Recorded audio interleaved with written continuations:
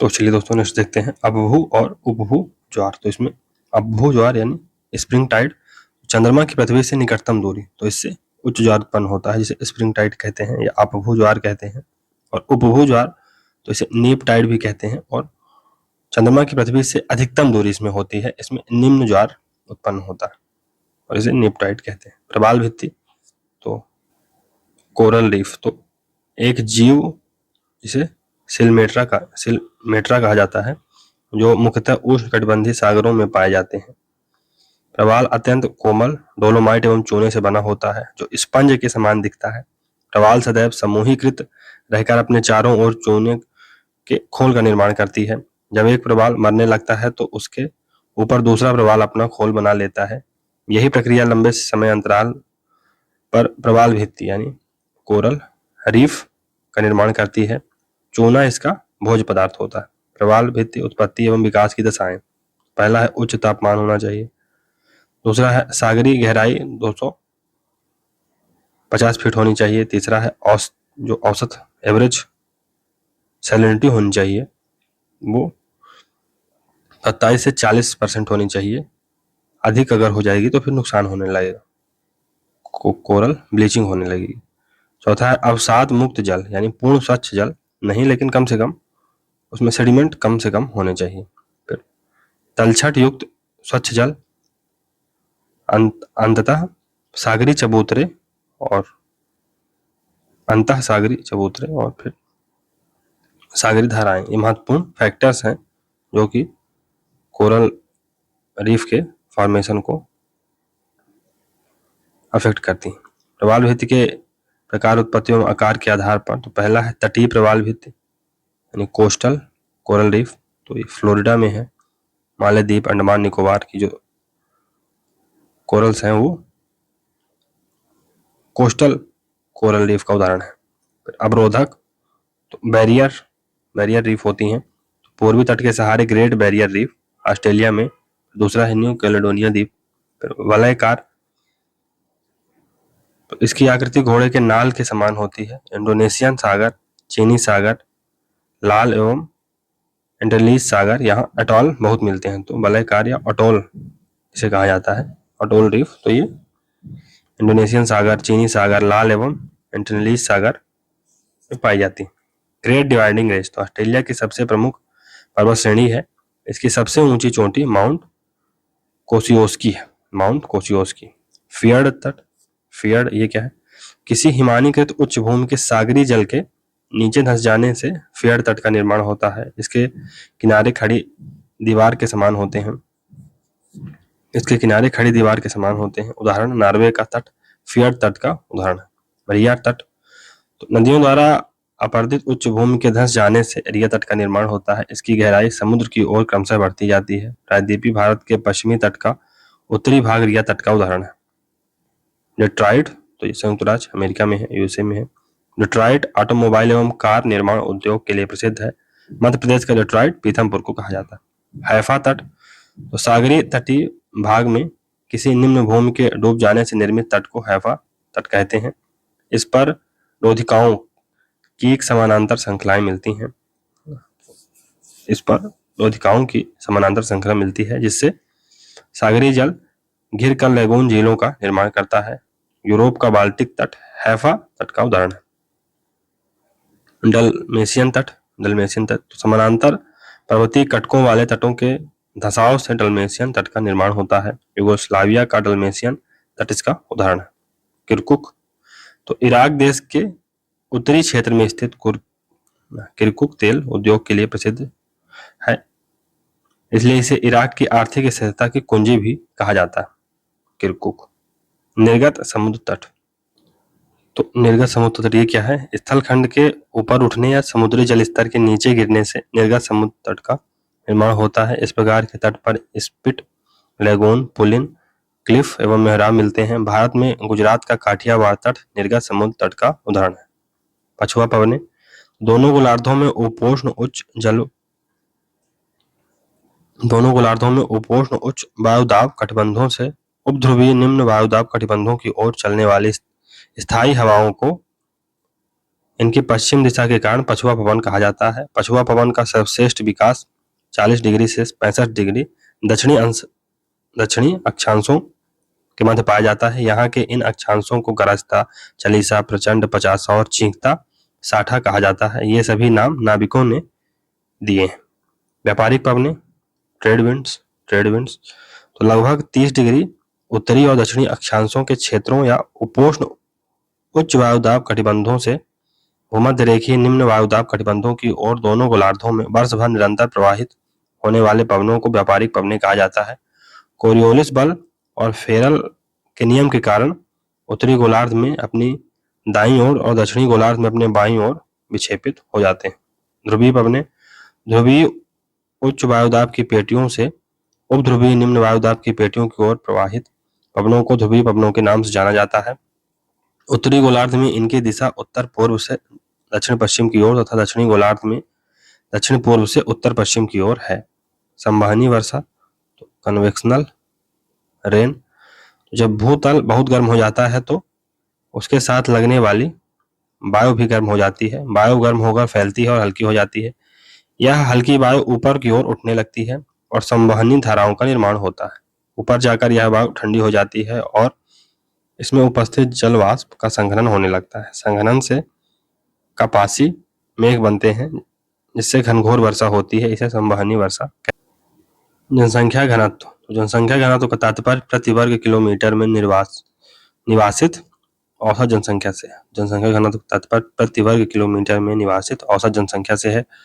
जनसंख्या घनत्व equal to कुल जनसंख्या बटे कुल क्षेत्रफल। लिंगानुपात, सेक्स रेशियो तो प्रति 1000 पुरुषों की तुलना में स्त्रियों की संख्या को लिंगानुपात कहते हैं।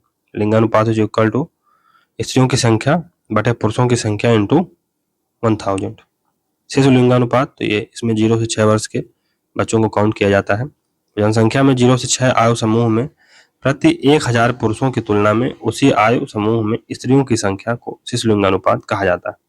2001 से 2011 के दशक में मध्य प्रदेश में शिशु जनसंख्या वृद्धि दर, तो 2001 से 2011 के दशक में मध्य प्रदेश में शिशु जनसंख्या वृद्धि दर 25.2% रही। साक्षरता दर, 7 वर्ष और उससे अधिक आयु का जो व्यक्ति किसी भाषा को समझ सकता हो और उसे लिख या पढ़ सकता हो साक्षर कहलाता है। 7 वर्ष और उससे अधिक आयु वाली कुल जनसंख्या में साक्षरों के प्रतिशत को जनसंख्या की साक्षर दर कहते हैं। साक्षरता दर इज इक्वल टू साक्षरों की संख्या बटे 7 प्लस आयु वाली संख्या। 10 की वृद्धि, डिकेडल ग्रोथ रेट, ये क्या है? यह 10 वर्षों के मध्य जनसंख्या में हुई प्रतिशत वृद्धि को व्यक्त करता है। 10 की वृद्धि दर इज इक्वल टू वर्तमान जनसंख्या माइनस पूर्व जनसंख्या बटे पूर्व जनसंख्या इंटू 100। अपक्षय एवं अपर्दन, तो वेदरिंग एंड इरोजन, तो चट्टानों के अपने स्थान पर कमजोर होने, टूटने, सड़ने व विखंडित होने को अपक्षय यानी वेदरिंग कहा जाता है। जैसे ही चट्टान धरातल पर अनावृत होकर मौसमी प्रभावों से प्रभावित होती है तो यह प्रक्रिया शुरू हो जाती है। कौन सी प्रक्रिया? अपर्दन की।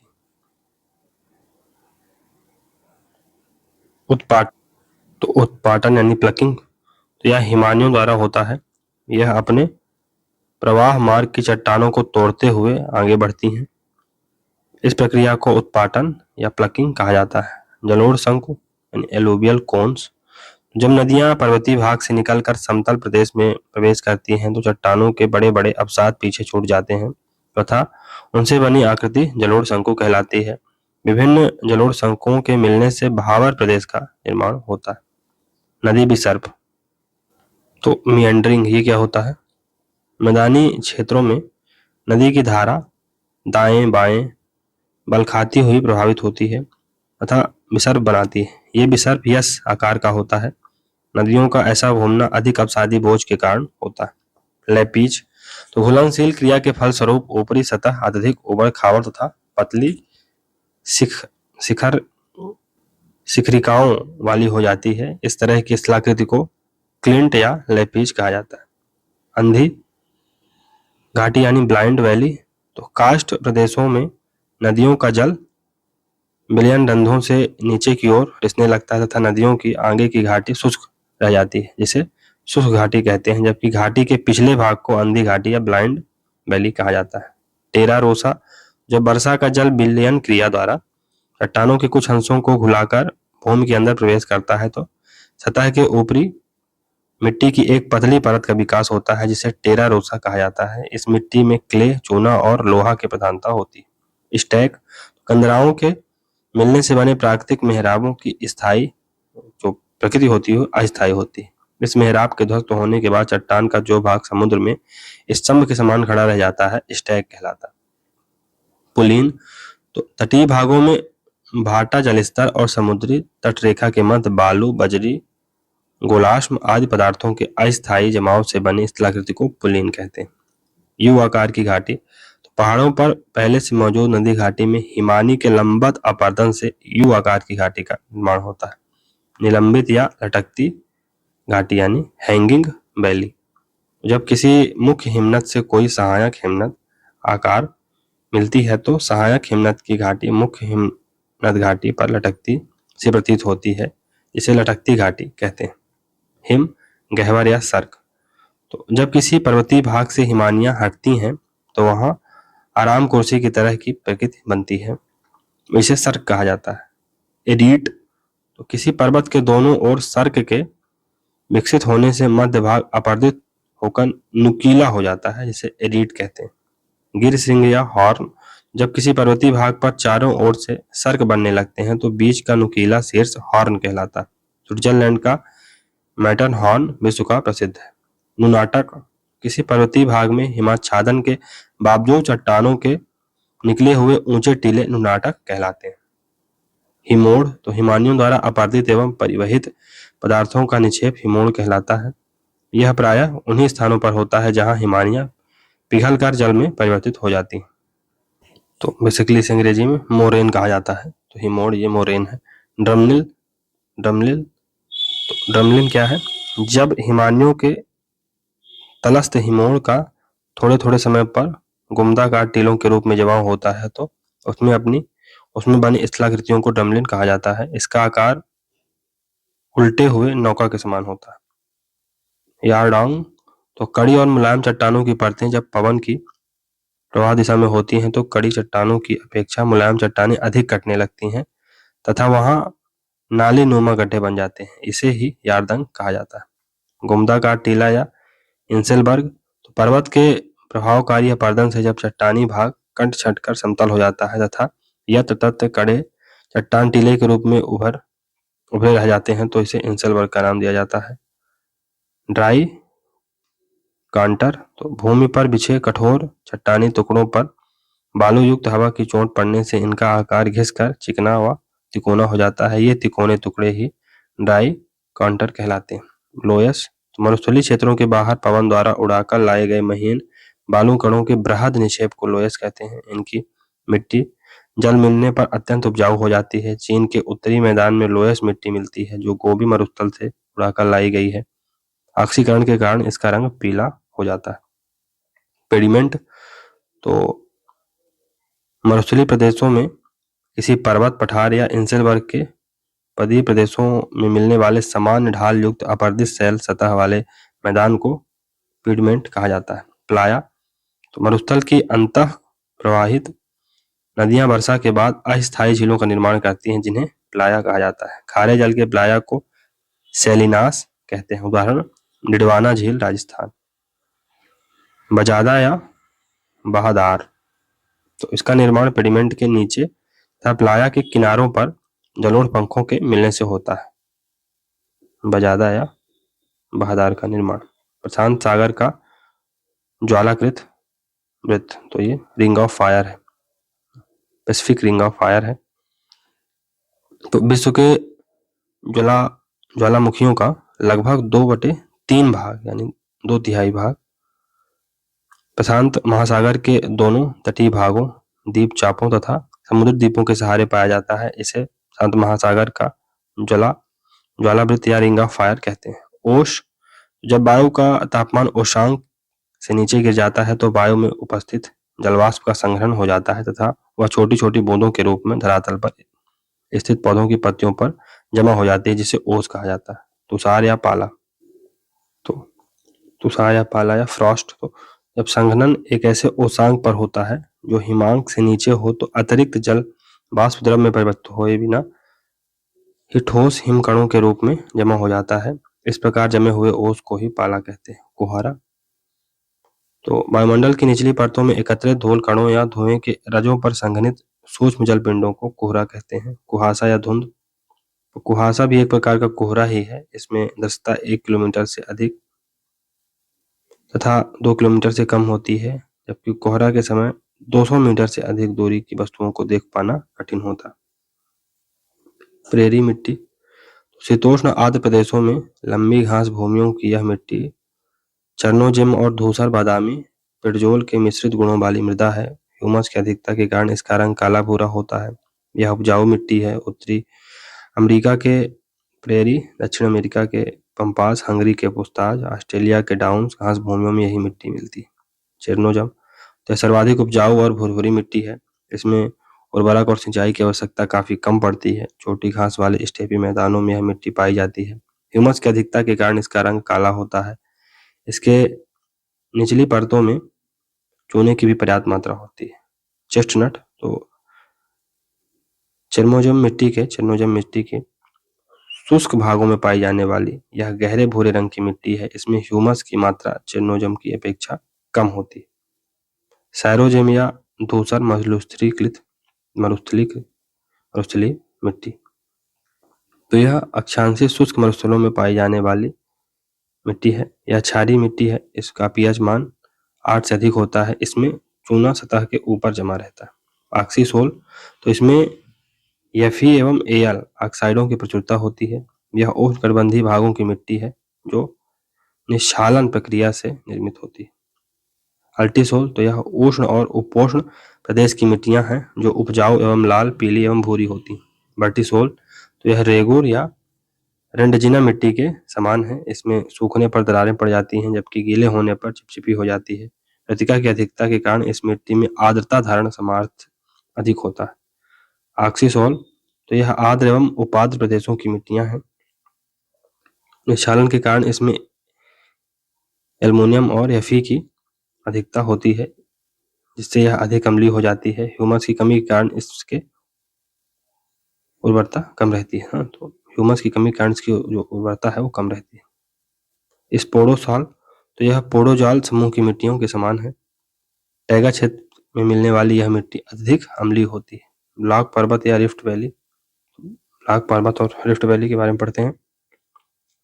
तो जब चट्टानों में स्थित भ्रंश के कारण मध्य भाग नीचे धंस जाता है और अगल बगल के भाग ऊंचे उठे प्रतीत होते हैं, तो यह ब्लॉक पर्वत का उदाहरण होता है तथा बीच में धंसे भाग को रिफ्ट कहते हैं। इन पर्वतों के शीर्ष समतल और किनारे तीव्र कंस कगारों से सीमित होते हैं। उदाहरण black forest Germany, salt range Pakistan.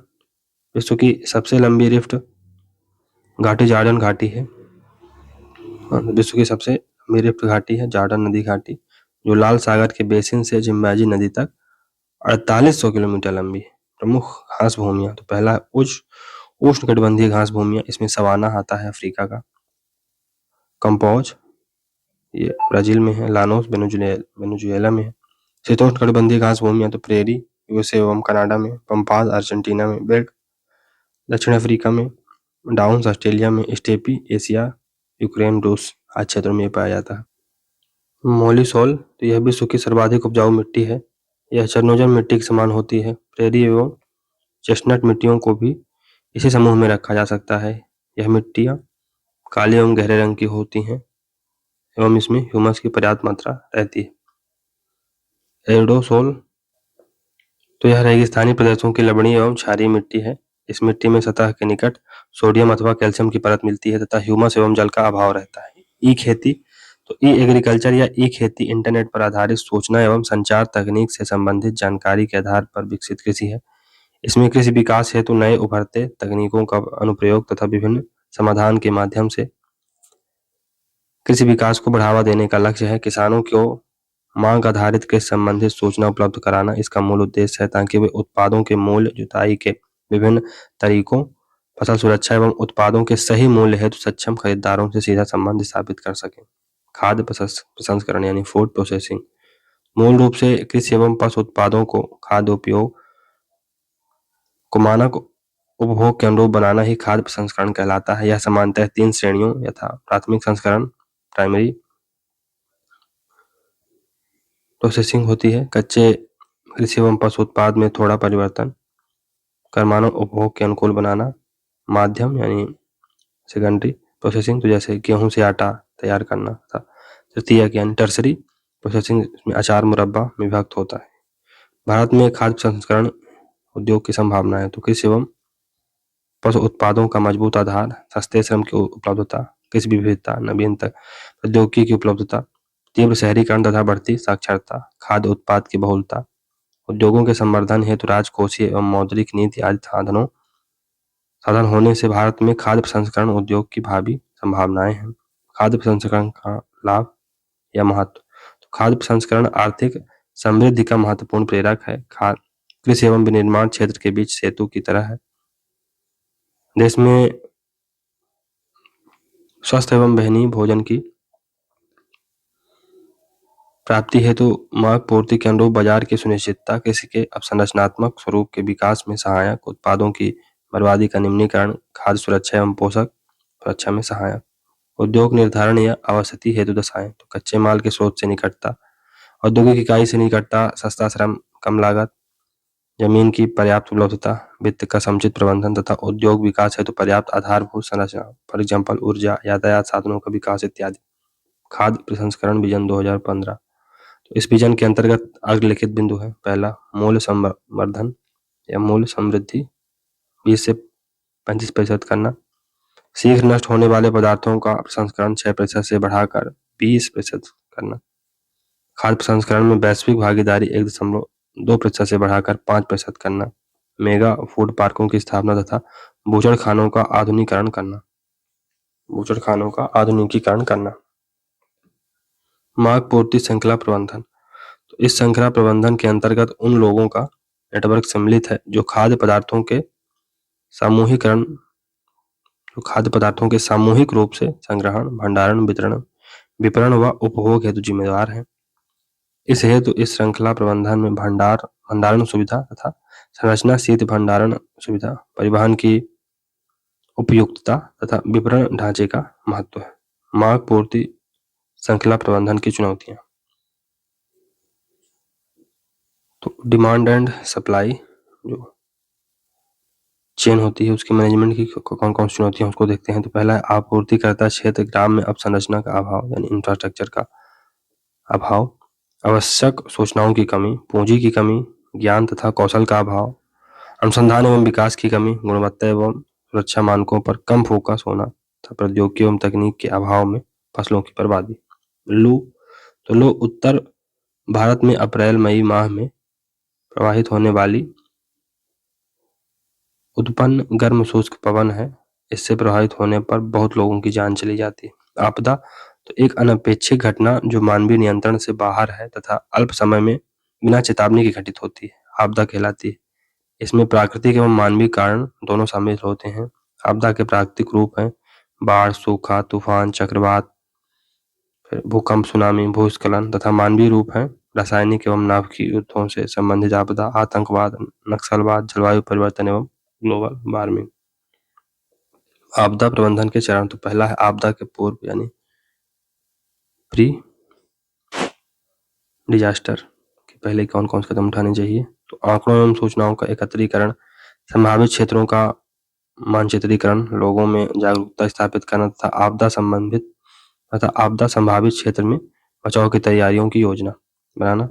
दूसरा है आपदा के समय तो ड्यूरिंग